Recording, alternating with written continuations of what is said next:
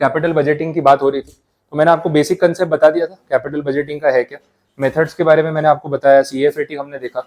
अब जो टॉपिक यहाँ पे है वो मेथड्स की बात करेंगे। इसमें सबसे पहला मेथड आपका NPV मेथड है, तो थोड़ा स्पेसिफिक कंसेप्ट आपको पता चलेगा कि एग्जैक्टली ये काम कैसे हो रहा है।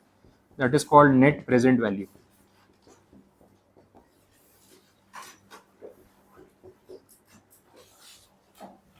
ठीक है, NPV या फिर नेट प्रेजेंट वैल्यू मेथड। अब इसमें जो मैंने आपको प्रेजेंट वैल्यू वाला टॉपिक समझाया था, इनिशियल इन्वेस्टमेंट एंड ऑल, तब जो हम एग्जांपल ले रहे थे ना, ये वैसी ही स्टोरी है, तो मैं सिमिलर एक एग्जांपल फ्रेम कर देता हूँ। इनिशियल इन्वेस्टमेंट आपका बिजनेस में जो है इट इज अराउंड 5 लाख, या कुछ अमाउंट चेंज कर देते हैं, सपोज 8 लाख रुपीज। प्रोजेक्ट की लाइफ है 4 इयर्स, और CFAT जो है वो पर एनम बेसिस पे मैं एन्यूटी ले लेता हूँ, कैलकुलेशन में इजी रहेगा। 3 लाख रुपीज, मतलब 4 साल तक हर साल आपको 3-3 लाख रुपए मिलेंगे।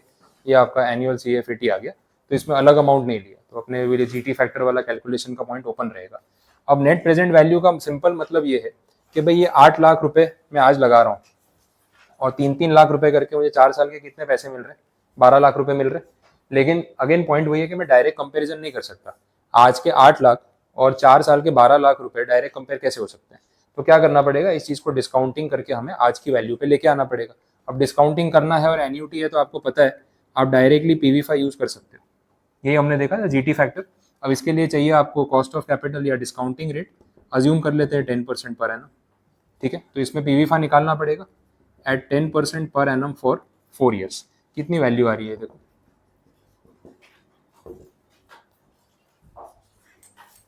GT फैक्टर निकाल लो, 1 डिवाइड बाई 1.1 4 बार इक्वल टू, और GT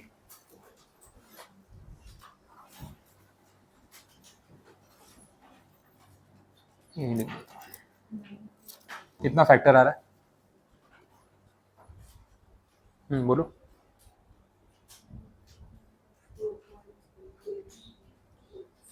हाँ बोलो, जितना भी आ रहा है बताओ तो सही, कुछ तो आया होगा। 2.32, और कुछ 2.4868 आ रहा है, हाँ वो सही है। बाकी किसी का आया, टैली हो जाए एक दो लोगों का तो सही है, मोस्टली वही आएगा 2.4868 आ रहा है। 1 डिवाइड बाई 1.1 4 बार इक्वल टू, और GT देख लो करके, हाँ 4 बार इक्वल टू और GT ग्रैंड टोटल। तुम लोग नंबर भी अलग अलग आ रहे हैं क्या कर रहे हो, जो भी आ रहा है बता दो क्या आ रहा है। 3.169 वही वाला आ रहा है, तो चेक कर लो 2.481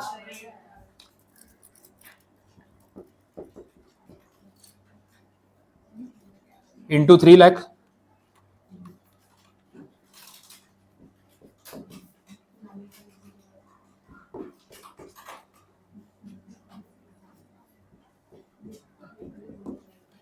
ये वैल्यू आ रही है। अब दिस इज प्रेजेंट वैल्यू, अब देख लो यहाँ पे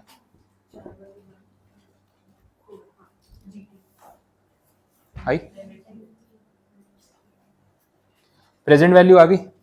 अब देखो आपने जो 12 लाख रुपए कमाए, ये इसकी आज की वैल्यू है। जो डिफरेंस का अमाउंट है वो कहाँ चला गया, इंटरेस्ट कॉस्ट में, बैंक वाले ले गए, सिंपल आप ये समझ लो। ये जो बचा ना, ये आपके हाथ में at present value after paying off the interest cost, इसका सिंपल मीनिंग ये। अब इसके सामने आपने आज लगाए कितने थे, 8 लाख रुपए, इसमें से माइनस होगा, जो सरप्लस बचा, इस सरप्लस को हम बोलते हैं this is NPV, net present value. ये प्रेजेंट वैल्यू और ये नेट प्रेजेंट वैल्यू, तो दिस इज NPV। ये क्या सजेस्ट करता है, ये 1,50,000 का अमाउंट ये सजेस्ट कर रहा है कि आपने इस पूरे इन्वेस्टमेंट में अपने 8 लाख रुपए तो रिकवर कर लिए, और आपने कॉस्ट ऑफ कैपिटल भी रिकवर कर लिया। मतलब जो बैंक इंटरेस्ट है वो भी रिकवर कर लिया, 8 लाख भी रिकवर कर लिए, उसके बाद आपके पास इतने पैसे घर में बचे, ये किसी को नहीं देने, ये आपके पास नेट अमाउंट बचा, तो इसको बोल रहे हैं नेट प्रेजेंट वैल्यू। तो अब देख के लगता है कि इस बिजनेस में इन्वेस्ट करने में कोई नुकसान नहीं, क्योंकि ये अमाउंट आपका आ रहा है पॉजिटिव। ठीक है, तो ये चीज जो है ये सरप्लस अमाउंट है after paying off the cost of capital, वो आपको गिन के चलना है। कोई कंफ्यूजन यहाँ तक समझ आया, क्लियर? ठीक है, तो ये कंडीशन हो गई। एनपीवी इस तरीके से कैलकुलेट होता है। अगर फॉर्मूला वाइज बात करें तो एनपीवी को ऐसे लिख सकते हैं, present value of cash inflows minus initial cash outflow या इनिशियल इन्वेस्टमेंट। ये फॉर्मूला हो गया, मैंने यही किया है यहाँ पे, ये देख लो टैली करके। कुछ नहीं क्लियर हो रहा है इन बिटवीन तो बता दो।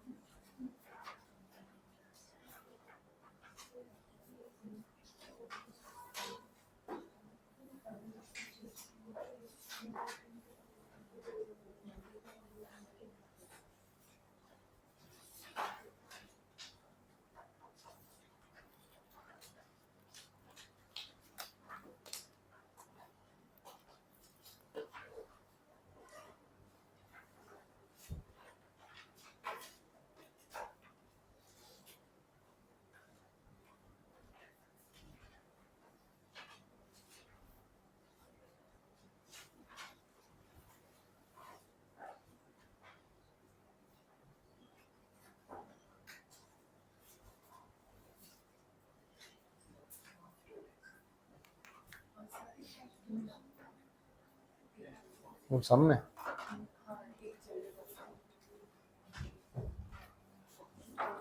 क्वेश्चन में ना 1 बाय लेके करते ना तो सॉल्व होता है, और वही अगर फेस वैल्यू को डिवीजन में लेके करते हैं ना तो नहीं होता। ऐसा तो नहीं होना चाहिए। बात तो है वो फिर नीचे का फैक्टर ढूंढना पड़ेगा, उससे डिवाइड करना पड़ेगा। तो 1 बाई वाला करो ना, वो डायरेक्ट इजी है। हाँ होता सेम ही है, मैं वो सब में बता दूंगा फिर जिसमें क्वेरी होगी। बोलो ये नोट किया आप लोगों ने? इसमें कुछ क्वेरी कुछ नहीं समझ आया? एनपीवी का मीनिंग समझ आया? चलो अब इसके रिगार्डिंग एक क्वेश्चन है क्या? हाँ ओके, मैं दूसरे तरीके से बता देता हूँ।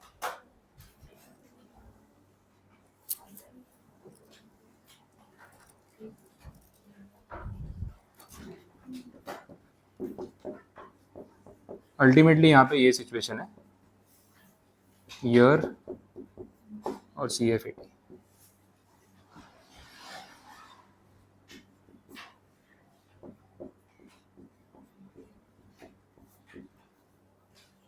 ये सिचुएशन है, हर साल 3-3 लाख रुपए मिले।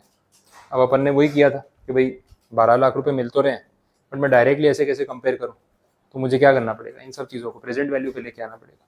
अब प्रेजेंट वैल्यू निकालने के लिए वही टेबल PVIF वाला, 4 साल के फैक्टर मल्टीप्लाई करो, जो वैल्यूज आएंगी उनका टोटल करो। बट मैंने बोला कि क्योंकि एन्यूटी है तो आप सीधा GT फैक्टर मल्टीप्लाई कर सकते हो 3 लाख से, वैल्यू आ जाएगी। वही किया अपन ने, बस मैंने ऐसे लिखा नहीं और कुछ नहीं, बाकी सेम ही है। ठीक है, अब क्लियर हो रहा है? अब देखो NPV अपना आ रहा है 1,50,000 के आसपास, वो ठीक है, अप्रोक्सीमेट भी लिख दूँ चलेगा, या 960 जो भी था। अब मैं बोल रहा हूँ कि अगर NPV इक्वल टू 0 आता तो ये क्या इंडिकेट करता है? इसको ब्रेक इवन पॉइंट बोल सकते हैं या नहीं? क्वेश्चन है, सब्जेक्टिव क्वेश्चन भी आ सकता है। NPV इक्वल टू 0 है, but this is not break even point exactly. उसका रीजन बता रहा हूँ। NPV इक्वल टू 0 पॉइंट ये सजेस्ट करता है कि इस प्रोजेक्ट में आपके 8 लाख रुपए वसूल हो गए, पूरे रिकवर हो गए, और जो कॉस्ट ऑफ कैपिटल था अपना 10%, पर एनम, वो कॉस्ट ऑफ कैपिटल भी रिकवर हो गया, उसके बाद कुछ नहीं बचा। एनपीवी इक्वल टू 0 का ये मतलब है, इट डज नॉट मीन कि आपका 8 लाख रुपए रिकवर हुआ, इट मीन्स कि आपका 8 lakh plus cost of capital recover हुआ। तो आपने कमाया डेफिनेटली 8 लाख से कुछ ज्यादा ही था, लेकिन जितना भी आपने एक्स्ट्रा कमाया प्रॉफिट, वो कहाँ चला गया? बैंक वालों को इंटरेस्ट चुकाने में चला गया।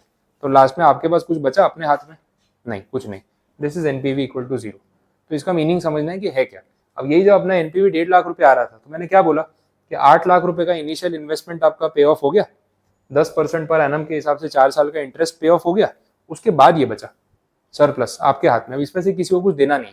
लेकिन इस केस में एनपीवी इक्वल टू 0 में आपने प्रॉफिट तो कमाया था, 8 लाख से आपने डेफिनेटली कुछ प्लस ही कमाया था, लेकिन वो जितना प्लस कमाया वो सारा कहाँ चला गया?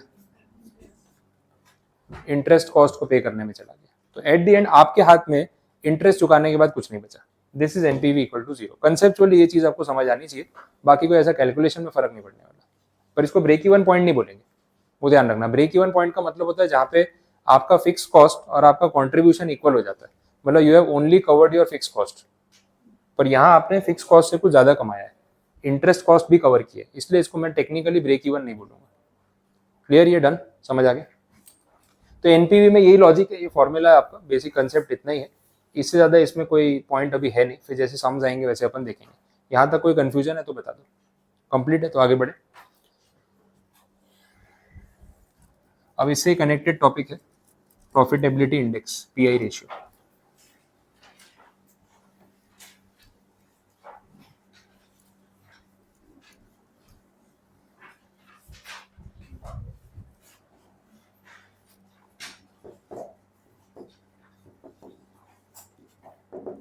अब इसका भी कंसेप्ट समझते हैं, इसके लिए एक एग्जांपल लेना पड़ेगा। मैं थोड़ा डेटा फ्रेम कर देता हूँ।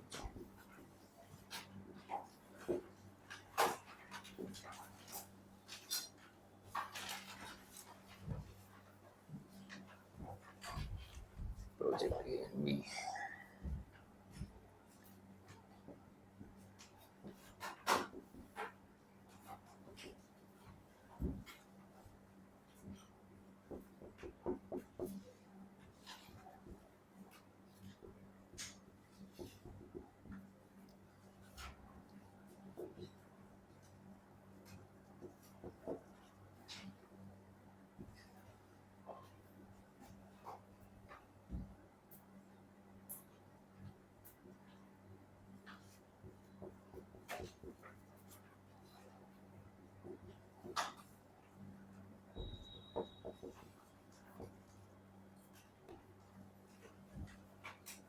ठीक। देखो ये कुछ सिचुएशन है, दो प्रोजेक्ट्स के बीच में कंपैरिजन हो रहा है, आपको डेटा दे रखा है। जो यहाँ पे प्रोजेक्ट ए है, इसमें आपका इनिशियल इन्वेस्टमेंट 5 लाख और यहाँ पे initial investment 8 lakh.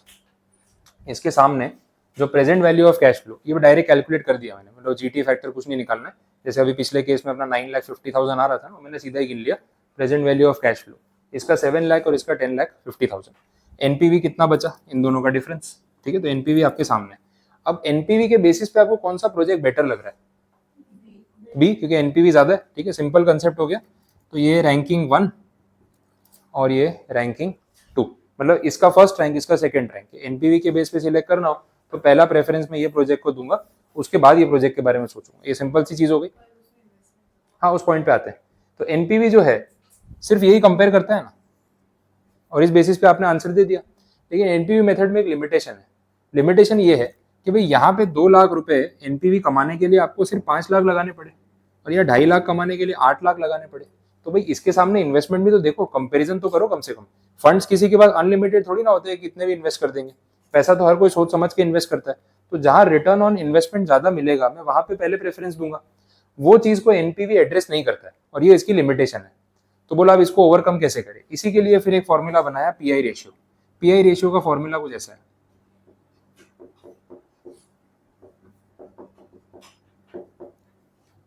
Present value of cash flow divide by initial cash outflow. आप इनिशियल इन्वेस्टमेंट बोल सकते हो, इनिशियल कैश फ्लो बोल सकते हो, कोई फर्क नहीं पड़ेगा। इस फॉर्मूला से अगर हम कैलकुलेट करें प्रोजेक्ट ए का पीवी रेशियो या पीआई रेशियो, सॉरी,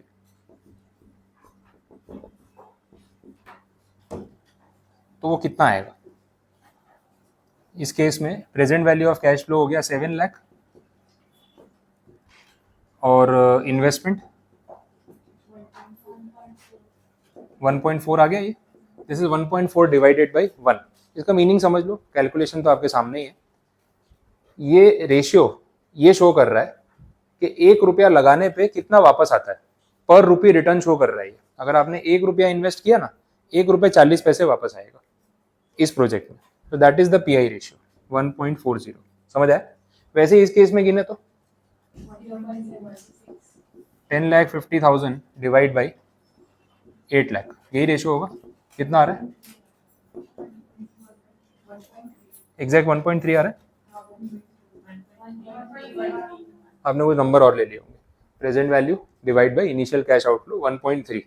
ये शो कर रहा है कि इस प्रोजेक्ट में आपको पर रुपी 1 रुपी 30 पैसा ही वापस मिला, और डिफरेंस कितना बचा? 30 पैसे। वैसा हो गया। अब आप देखोगे ना तो आपको लगेगा ये प्रोजेक्ट ज़्यादा अच्छा है, क्योंकि मैं 1 रुपया लगा रहा हूँ, 1 रुपया 40 पैसे वापस आ रहा है, या 1 रुपया लगा रहा हूँ, 1 रुपया 30 पैसा वापस आ रहा है। ये कम रिटर्न दे रहा है पर रुपी मुझे। तो ऑब्वियसली पीआई रेशियो के बेसिस पे इसकी रैंकिंग बेटर मानी जाएगी, और एनपीवी के बेस पे ये बेटर दिख रहा है।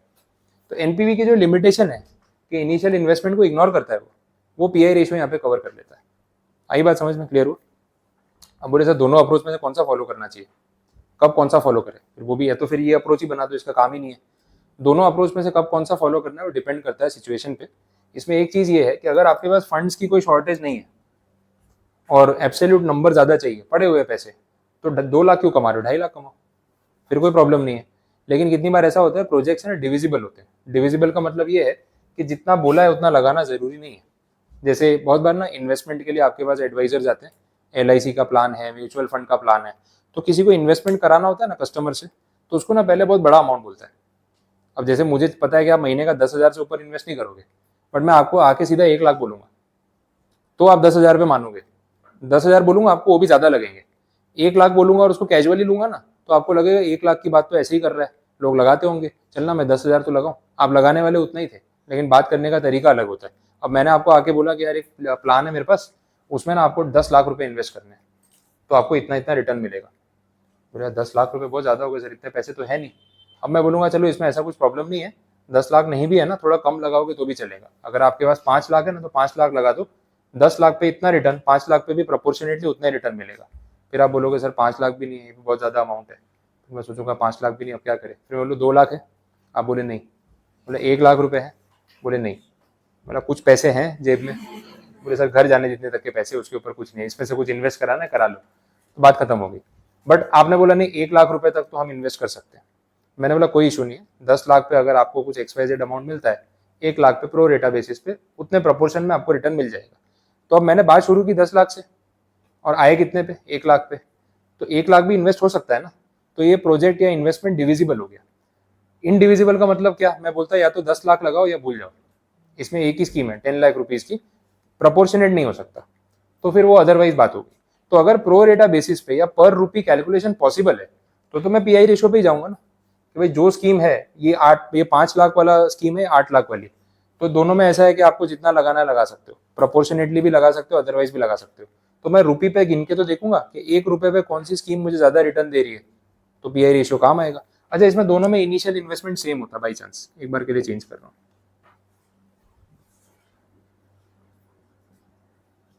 फिर क्या करते? डिसीजन यही आता। अब इसमें इसका कुछ मतलब रह जाता? आप ही सोचो भाई, दोनों में 5-5 लाख ही तो लग रहा है, ये निकाल के भी आंसर वही आने वाला है। जब 5-5 लाख लगा रहे हो और इसका एनपीवी ज्यादा आ रहा है तो पीआई भी इसका ही ज्यादा आने वाला है, तो कोई जरूरत ही नहीं है। तो एनपीवी में काम चल जाएगा अगर इनिशियल इन्वेस्टमेंट सेम है, पीआई की नीड नहीं है। लेकिन वही अगर इनिशियल इन्वेस्टमेंट अलग अलग है तो कंपेरिजन पीआई के बेस पे करना पड़ेगा। ये एक और पॉइंट ऑफ डिफरेंस मिल गया, ज्यादा सिंपल लगेगा आपको समझने में। आई बात समझ में? क्लियर हुआ? बस तो ये कंडीशन है कि पीआई रेशियो कैसे कैलकुलेट करते हैं और लॉजिकली ये क्या होता है। अब जब इसके बेस पे डिसीजन लेते हैं तो डिसीजन मेकिंग कैसे होता है वो समझ लो। अगर आपका एनपीवी पॉजिटिव है तो आपको क्या करना चाहिए? प्रोजेक्ट में इन्वेस्ट करना चाहिए कि नहीं करना चाहिए? करना चाहिए डेफिनेटली, एक्सेप्ट एनपीवी अगर नेगेटिव है तो रिजेक्ट, नुकसान हो रहा है। एनपीवी अगर इक्वल टू 0 है एग्जैक्टली, ये तो अपन ने देखा, हाथ में कुछ बचेगा नहीं, इन्वेस्टमेंट और इंटरेस्ट कॉस्ट तो कमा लोगे, घर पे कुछ लेके नहीं जाओगे। इसको बोलते हैं इनडिफरेंस पॉइंट। इनडिफरेंस पॉइंट का मतलब कोई फर्क नहीं पड़ेगा, इन्वेस्ट करोगे तो भी एक ही बात है, नहीं करोगे तो भी एक ही बात है, फ्री बैठे हो बोर हो रहे हो इन्वेस्ट कर दो, और कुछ काम धंधा है तो मत करो, सिंपल बात है, ठीक है। ये हो गया, तो ये रिजल्ट है, डिसीजन मेकिंग है। फिर बात कर रहा हूँ पीआई की। Pi ratio is greater than 1, ये रहा, तो एक्सेप्ट करना चाहिए। ग्रेटर देन 1 का मतलब 1 रुपए के ऊपर 1 रुपए से ज्यादा आपको रिटर्न मिल रहा है। यही अगर आपका पीआई रेशियो लेस देन 1 आया तो 1 रुपया लगा के 90 पैसे थोड़ी कमाओगे, कोई फायदा ही नहीं है, तो आपको प्रोजेक्ट को रिजेक्ट कर देना चाहिए। और यही अगर पीआई रेशियो एग्जैक्टली 1 आ गया, इन डिफरेंस पॉइंट, 1 रुपया लगा 1 रुपया वापस आया, इन्वेस्ट करो ना करो एक ही बात है। मैं बोलना ही चाह रहा हूँ कि दोनों सिचुएशन सेम है। जब जब एनपीवी पॉजिटिव आएगा ना, pi ratio definitely greater than 1 ही आएगा, मैथ्स है, सिंपल, और कुछ नहीं है। जब जब ये नेगेटिव आएगा ये लेस देन 1 आएगा, जब ये 0 आएगा पीआई रेशियो 1 आएगा, ये रहने ही वाला है। क्लियर, ये पता चल रहा है? तो ये कंडीशन है। अब बोलो इसमें कुछ नहीं समझ आया तो बताओ, कंसेप्ट क्लियर हो रहा है? तो ये एनपीवी और पीआई वाला मैंने आपको दोनों पॉइंट समझा दिए जो आपस में कनेक्टेड थे। आप ये एग्जांपल लिख लो, पुराना वाला जो है वही लिख लो। पीआई रेशियो का ये फॉर्मूला नोट करो कैसे कैलकुलेट किया वो आपके सामने, और ये रिजल्ट्स, ये रिजल्ट नोट करके रखो, ध्यान रखना। तो 2 मेथड्स आपके कंप्लीट है। आगे आज तीसरा मेथड नहीं ले रहा हूँ, आईआरआर वाला टाइम कंज्यूमिंग है, कल स्टार्ट करेंगे आराम से। एक पेबैक पीरियड है, वो छोटा सा है लेकिन वो भी कल ही रखेंगे, आज के लिए काफ़ी, इतना आप नोट कर लो बस।